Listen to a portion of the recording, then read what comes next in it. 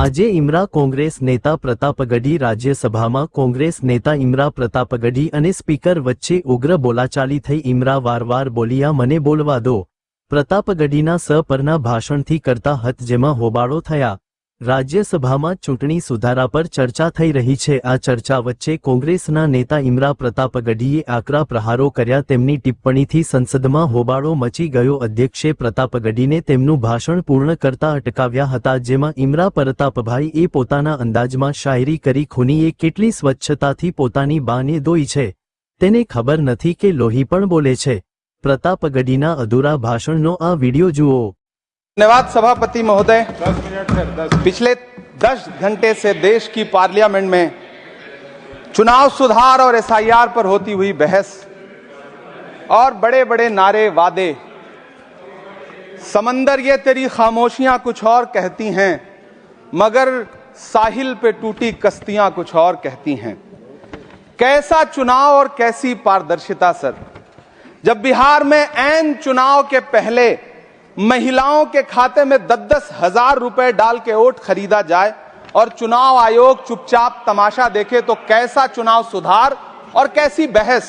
सभापति महोदय, जब सत्ता पक्ष में भारतीय जनता पार्टी के अकाउंट में 10,000 करोड़ रुपए से ज्यादा पड़े हों और देश की सबसे बड़ी विपक्षी पार्टी के अकाउंट में तकरीबन 100 करोड़ रुपए पड़े हों, तो फिर जमहूरियत जिंदाबाद का नारा सिर्फ ढोंग नजर आता है। सभापति महोदय, जब देश के गृह मंत्री और प्रधानमंत्री की तरफ से विपक्षी पार्टियों के विधायकों को तोड़ने को देश की मीडिया ऑपरेशन लोटस कह करके सेलिब्रेट करे, तो फिर कैसा सुधार और कैसी जमहूरियत सर। जब यूपी के मीरापुर उपचुनाव में वोट देने के लिए घर से निकली मुस्लिम महिलाओं के सामने पुलिस का इंस्पेक्टर रिवॉल्वर तान के वोट न देने की धमकी दे, तो कैसा चुनाव सुधार और कैसी बहस। सर, जब महाराष्ट्र में शिवसेना और एनसीपी जैसी पार्टियों को तोड़ लिया जाए और उनका चुनाव निशान छीन लिया जाए और चुनाव आयोग चुप रहे, तो कैसा चुनाव सुधार और कैसी बहस। सर, मैं ये तो नहीं कहता, मैं ये तो नहीं सर, बिल ऑथेंटिकेट, मैं बिल ऑथेंटिकेट सर, मैं ये नहीं कहता कि चुनाव आयोग धृतराष्ट्र हो गया है, लेकिन चुनाव आयोग ने गंधारी की तरह अपनी आंखों पे पट्टियां जरूर बांध ली हैं। सभापति महोदय, मैं तो ये जानना चाहता हूं कि आपको बताया था बहस सर मैं ऑथेंटिकेट करूंगा सर, मेरा टाइम बहुत थोड़ा है। नहीं, आप टाइम थोड़ा है तो विषय पर बोलिए सर। विषय पे सर, चुनाव सुधार पे बात कर रहा हूं चुनाव सुधार सर। पर बोलिए। मैं तो ये कह रहा हूं सर कि 40 से ज्यादा बीएलओ ने अपनी जान दे दी है सर। होना तो यह चाहिए था कि बहस शुरू होने से पहले उन्हें श्रद्धांजलि दी जाती। सर, चुनाव आयोग बात करने को तैयार नहीं है। कातिल ने किस सफाई से धोई है आस्तीन, उसको खबर नहीं कि लहू बोलता भी है।